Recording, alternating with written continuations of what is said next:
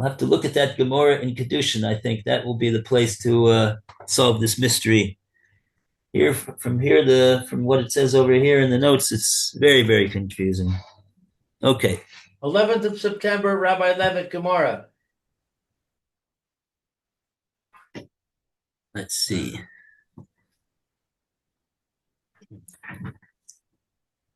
Okay.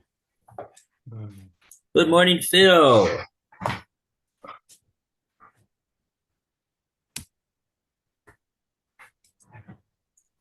We're ready to go.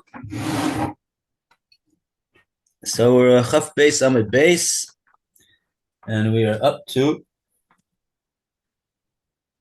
Amalei Rav Acha. Amalei Rav Acha Berei de Rava, Rav Ashi. And this Amalei Rav Acha Berei de Rava, the Rav Ashi. Rav Acha, the son of Rava, said to Rav Ashi, V'chi me'achar de ito sav Rava. Now that Rava has been refuted,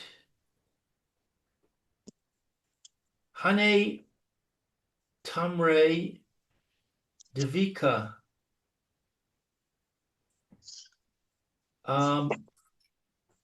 These wind-blown dates, Hechi Achlinan Lahu.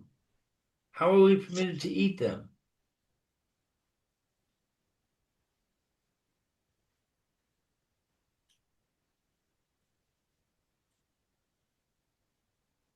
So in other words, we've concluded that the dates are not abandoned.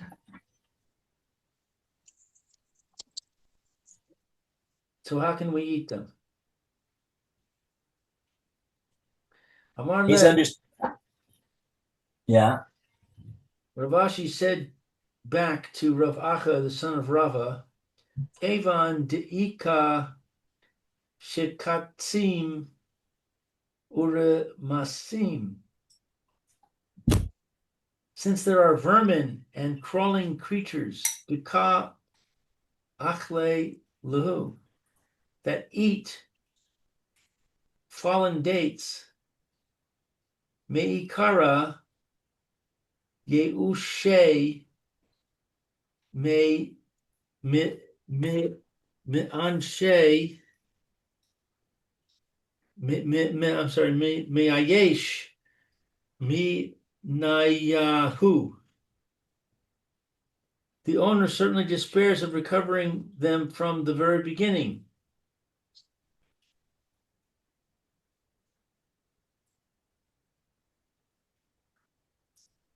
Okay, let's take a look at Rashi.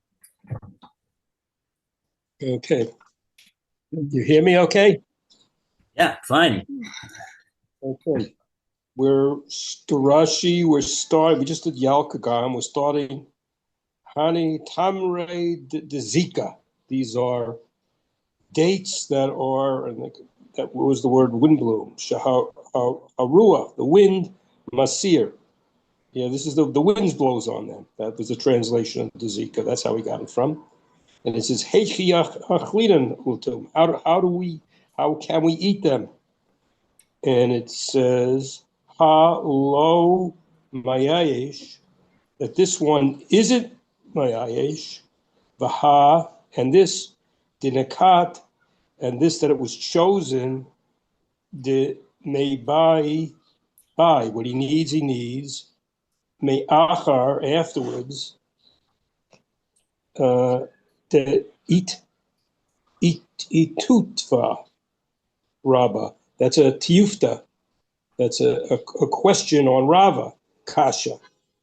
Kasha is kashali. It's a tiyufta. It's a refutation of Rabba, and it's kashali. It's hard for me. The below ituva, without this Rabba, without this contradiction of Rabba, icho amema, how would you be able to say the ha-modeh Rabba that Modeh agrees, the chol devar, and all things, shechuzoto mochiach, that it appears is a proof on it. Chutz, except for mean hatena of the fig, nimasta, that they're discussing to him im nefila in neofatam, when them falling down, when they fallen digs bother him. V'nireh, and it seems the it appears in his eyes, to pierce to him, the low nakat, that they weren't picked, low rather only laharabot the chomer, to increase increase the chomer of Isa, the restriction, a more restriction, koloma, to say, me'achar de'ufta, that after the refutation of filu the devar, the thing she'ain bo simon, a thing that there's no simon on, kol shched olamoso, she'elo asurin, that these are forbidden, sheyesh behem simon, that these do have a simon. Okay, so Rashi is asking a kasha, really, over here. Unusual for Rashi. What's Rashi's issue over here?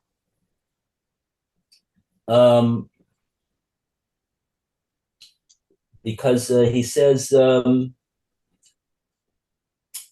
below itus of Rava, ikala miboy, even without having refuted Rava, there's a good question over here that that needs to be asked. How is it that we can eat these dates that fall on the ground? And the question is based upon the fact that it seems that it's a given that that's what people do. So if that's what people do, so sounds like everybody knows that it's permissible. How is it that it's permissible? Well, Bavacha, Rava, he's the only one of everybody who doesn't understand why it's permissible. Everybody else understands, and therefore they eat. So he's asking this question to Ashi, and it's not dependent upon this that we refuted Rava. Why does it not depend upon the fact that we refuted Rava? That's what Rashi is going to go into over here. Because Rashi says that, because even Rava admits, Rava moida, b'kol davar shechazusa mochiach alav, chutz mina te'ena, mipnei shenis eses im nefilasa. Rava himself admits that his ruling, that he rules that yesh lo midas is a good yeush, it's a halachic yeush. That doesn't apply in the case of chazusa mochiach alav. He agrees that in that case there will be a din that we won't be able to, the finder will not be able to take it because its appearance proves upon it who its owner is.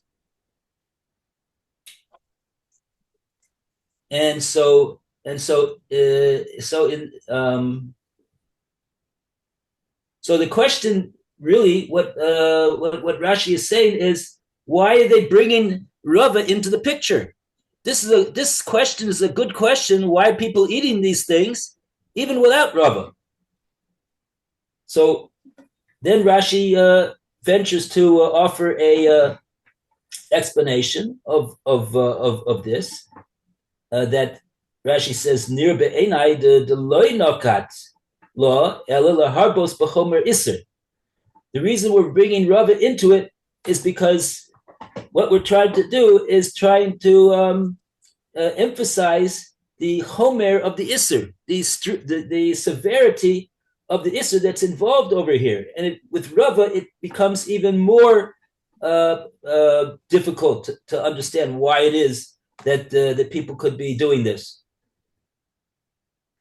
Because in the case of, because Rava stands for the principle that Yehush Lo Midas is yes a Yehush, and Rashi saying that even afilu b'davar she'ein bo siman, we have this issue of chazusa mochiach alav. That even though it doesn't have a siman, but the owner's not going to give up in any case because chazusa mochiach alav. Its appearance proves that it belongs to the owner whose field is right over here. So even where it doesn't have a siman, we'll say this. Kol shekain, all the more so will we say that when it does actually, yes, have a siman.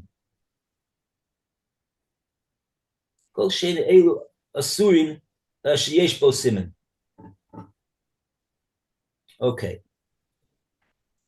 All right. So that's the whole Rashi over there.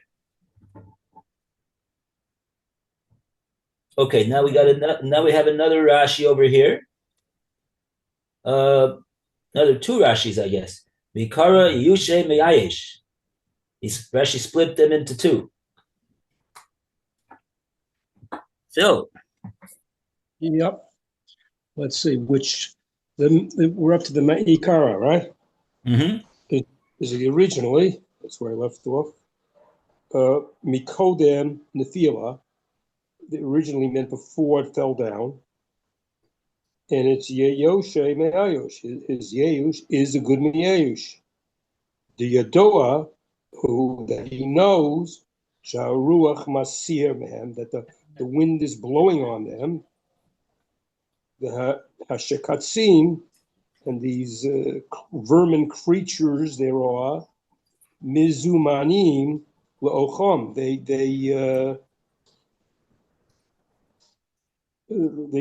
kind of like they kind of like do something to make it not edible to eating. They kind of like is that considered like like a zihum, like they do things that are bad for it. They make it not fit for eating.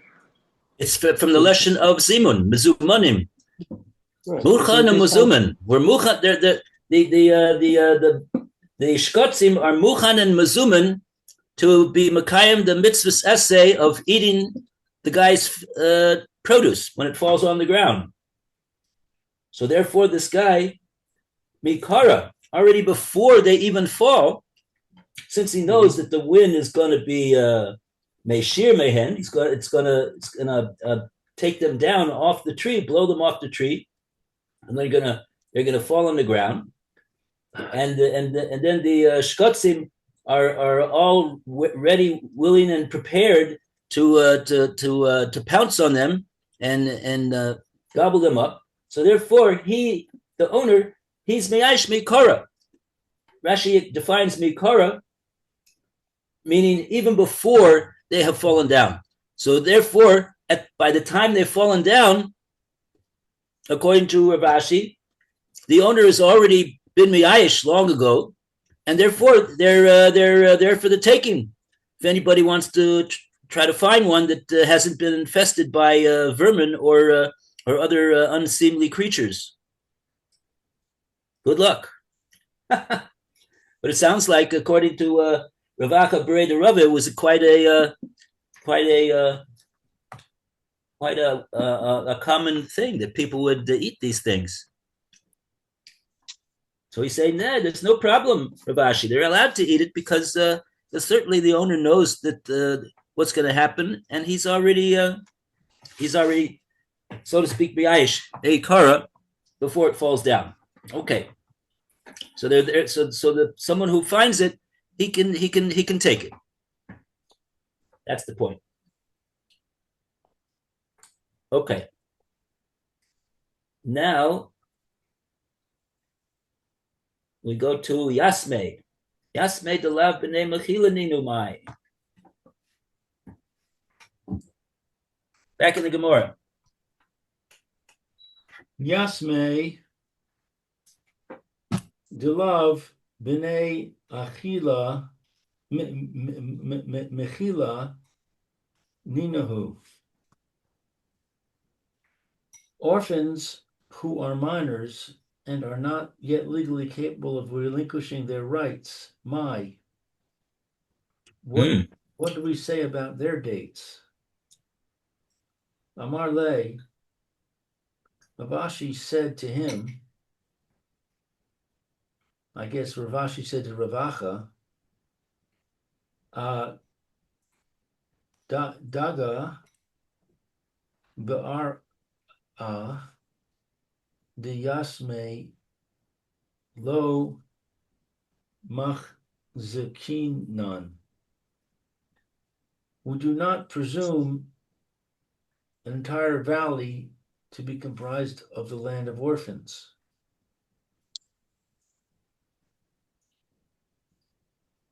I'm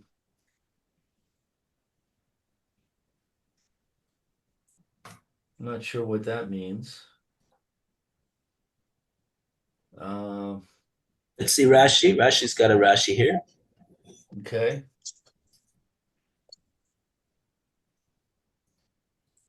Okay, let's see which one we're up to. The next Rashi I am up to is Yatme. We're up to. Baga, right? Wait a second. Not Yatme. I left something out. Oh, you're right. Yeah, you're right. Oh, you told me, the orphans. Kitanim she'ein hafkera hefker. Because you told me the orphans can't make things hefker. They're not allowed to do that. They can't take a. They're not allowed. They don't have the das that they are allowed to make to declare things hefker.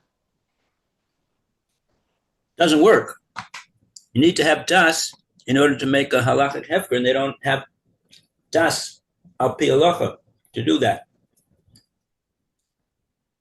Only when they become a bar mitzvah, then they have the halachic das of an adult.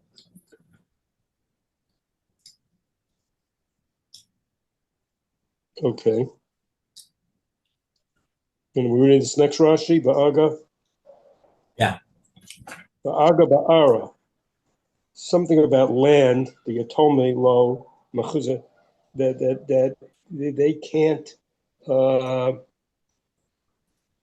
We can't have a chazaka on their land, the land of orphans. Land of orphans, Lo does not have a presumption of chazaka. Lo ein aleinu, it's not on them lachazik to do a chazaka. Kol ha bakaim. Bakaim is like little valleys, because cheskat karka shel yatomim, with an assumption of land of orphans. Ula asor, and to make forbidden kol hatamarim, all the dates there, mishum safek, because of the doubt of the karka shel yatomim, of karka, land of orphans. El rather holchim acharo, we go after the majority of people. Okay, so what's the issue over here? The issue is that these, granted that the adults were saying that they're going to be meyayish, like we've explained already, but a katan, he doesn't have das, so his yeush doesn't have a halachic status of yeush. So therefore, it's not for the taking really, because there's no. It's like a case of no yeush. So the Gemora is asking why. What don't we have to be concerned for the fact that maybe some of these dates have fallen from property that belongs to a yosam who is a katan? And so therefore, this idea that, they certainly were mafkir, is not going to help over here because their hefker does not constitute a halachic hefker. On that, the Gemara answers that no, we're not maksik. We don't take on as a presumption that the land that any land, it sounds like, in the valley belongs to a cotton. Rashi says we go basarov. We know for a fact that even though we don't know which field belongs to who, but we know for a fact that there's a rove, that rove of the sados belong to gedolim, the people that have das, and therefore we don't need to concern ourselves with the possibility that this particular field right here, that the person is eating the dates from, right, they're in the road, I guess. They're not really in the field. If they're in the field, they can't.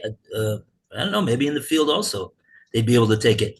Anyway, we don't have to presume that field that these dates come from is a field that's owned by a cotton who doesn't have the ability to be mafkir it and allow it to be eaten.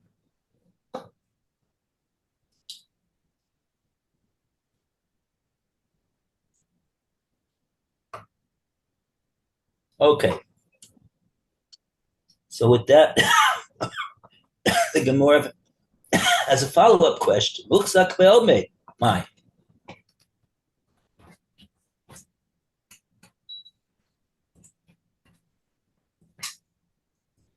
Oh, Roy is here. You want to read? Roy, you want to read? Okay, where is it? Sorry, I was away. It's 22b2. Yeah. Right-hand column. The bottom of the right-hand column. All right. Rav Acha pursues this further. All right. Well,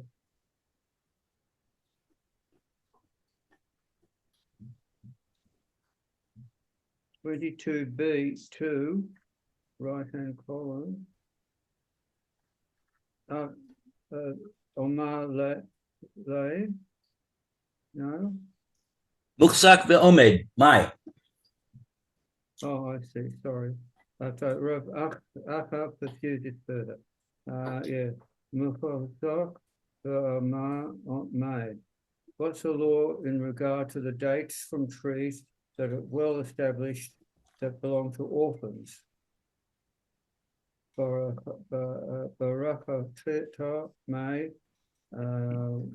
is the law in regard to dates that are fallen off trees that are surrounded by stone walls? Rav Ashi responds, Umalei, Rav Ashi told him, Asaran, they are indeed forbidden to the finder. Okay, Rashi, Muchzak ve'omed, my.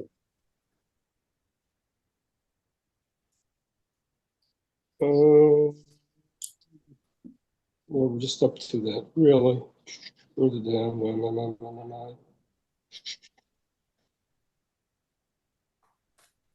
No.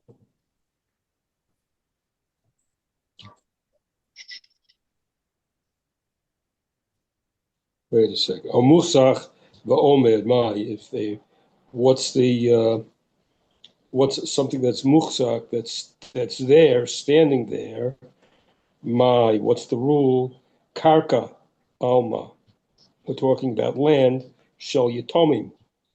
What's the rule about that? And it answers. Yeah. In other words, what happens if it's muchzak ve'omed? There is a chazaka that this field belongs to a cotton.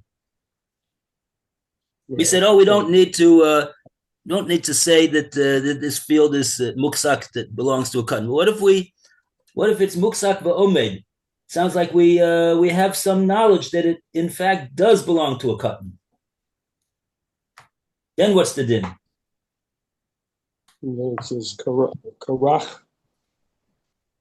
karachta mai, and if it's surrounded, or it's like a karach is a sandwich of decaline, palms, hakorchim, that are go around it, the mukafim together, and they're surrounded with a fence, shel avanim, of stones, shiviv around it, she'ain shekatzim. So now those creatures, varamashim, they're two types of little crawly creatures, niknesem shem, because now we have a surrounded area that those creatures can't get in before. We were worried about those creatures getting in, and now that's not a problem anymore, destroying the dates because they won't be able to get in. Right. So in these two cases, where we know, where in other words, we do have to presume that it belongs to a katan. We don't know for a fact, but let's say like this: we know that the owner of the field passed away in the last month, and we haven't heard that that the field was sold, and we know that he didn't have any children that were over the age of bar mitzvah. So we don't know for a fact that this land belongs to a katan, but there's certainly a strong presumption that it still does. That would be like an example of that case. And also in this case where we say that based upon the this krachta, where we're saying that we can rely on the fact that the shkotzim and ramasim are not going to be able to get in. So in that case, even if the person is a gadol and his yeush would be a yeush, but why should he be me'ayesh? Because the whole reason he was me'ayesh is because of the shkotzim and ramasim that are coming and eat his stuff up. Otherwise, we said chazuso mochiach alav. We could identify who the owner of these dates is by looking at the dates. So in these two cases, they're asking what the din is, and in these two cases, Rav Ashi says, right, asiran, you're right. In this case, they in fact will be usher. You shouldn't be. Well, you won't be able to do that in these two in a case like this. So the eaters of the dates on the road over there by these fields in the valley, they got to make sure that in these two exceptional cases that they don't eat such dates. Okay. And even though really it would seem to be what he's asking is really quite clear and evident that it would be us in that case, but maybe he's just he wants to say it because he wants to hear that the Rav says it's usher. So everybody should listen and make sure that to be on the lookout. Practically speaking. Okay, we got more time. Let's go to. We're gonna go to a new subject altogether. Krichos b'rishus harabim harei elu shelo. Call upon Lou to continue the reading. Okay, sorry, I've been up and down because we're having a problem with the plumbing. Oh, so, sorry to hear that. Hopefully, nobody will call me in the next 5 minutes. Oh, yeah. Krikus b'rishus harabim harei elu shelo. Okay, small sheaves found in the public domain, these belong to the finder. Amar Rava said, Vafilu hadavar sheyesh bo siman. Even if it's something that has an identifying mark, I guess that means it still belongs to the finder. Yeah. Alma Kisavar Rabba. We see from this that Rabba is of the opinion that Simon Hasui li de race, an identifying mark that tends to be trampled underfoot by passers-by, lo have simon, is not considered to be a simon. So because these are small sheaves in the public area, so he's assuming that they're going to get trampled and the mark will be lost. Right. Okay, there's a Rashi over here, Sui Lidros. I warm up to a sui lidros, that they can be trampled upon, that they can be made to be trampled on. Shamakom, that the place who sham, whether they are ragil, drasa, it's common for trampling on. B'nai Adam, people walk a lot there. The hatrepes namuch, and this object is low. The Noah lead the race, and it's, so to speak, easy to be trampled upon. And if it's trampled on, then that would be low havi simon. That's not considered a simon because it's going to be obliterated by the trampling. She'ein balav, and it's not the she'ein balav, and the owners are not somoch, are not they don't rely l'tod simon to give a simon. The mimar that will say on this Omar nishchat, a simon, that the simon has been destroyed, bidrisat haraglayim, with the trampling of the feet. Right. And you need this Baruch Rabin? That's further on. It's further on. Okay. Okay. Right. So let's go further. Whose turn is it to read now? Roy or Lou? It's a good chance it's one of the two of you, right? Yeah, it's Roy. Roy, it's 22b3. Fourth paragraph. The Gemara records a conflicting view.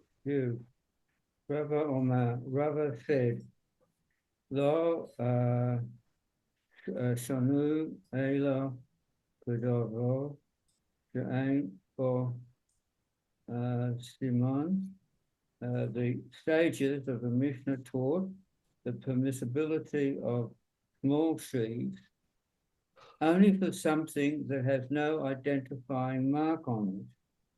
Aval Bedovo Sheyesh for Simon, but for something that does have an identifying mark on it, Kai Lahav Riz.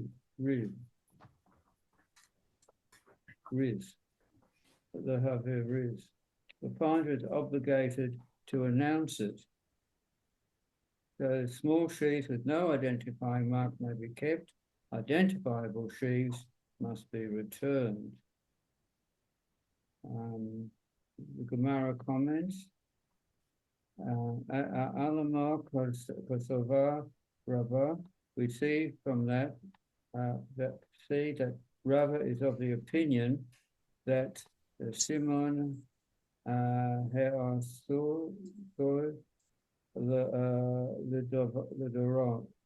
the Ross, an identifying mark that tends to be trampled underfoot by passing people, Kai Simon, is treated as an identifying mark, and one who finds something with such a mark must therefore announce it.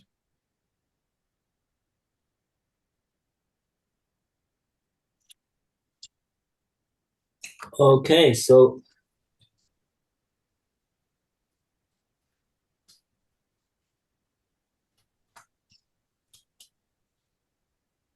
all right. So Rabbah, in other words,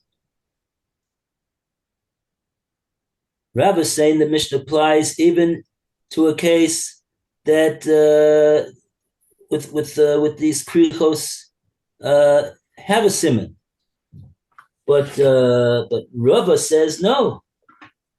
Rava says not so. He says lo shanu. We did not learn that the Mishnah is talking about a case only in the case where it has no simon at all. Then we will say the din is like it says in the Mishnah. But if it does have a simon, so then the person cannot keep it. It's haib lahachris. And so therefore, the Gemora concludes that Rabbah holds that that this matter of a simon asoi ledoros, he says that nevertheless the owner is somech on the fact that since it has a simon, he's not going to give up. It's not going to be miyayish. So that we got a machlokes, in other words, over here between Rava and Rabbah on this how the Mishnah applies. Okay. So we'll go further. I think we're out of time. We're out of time. Okay, I forgot to look at my watch before I said that. Okay, Shabbat Shalom. Take care. Be well. Okay, all the best, Phil. Good Shabbos. Besuras Toivos. Thank you, Rabbi. Okay, all the best, everybody.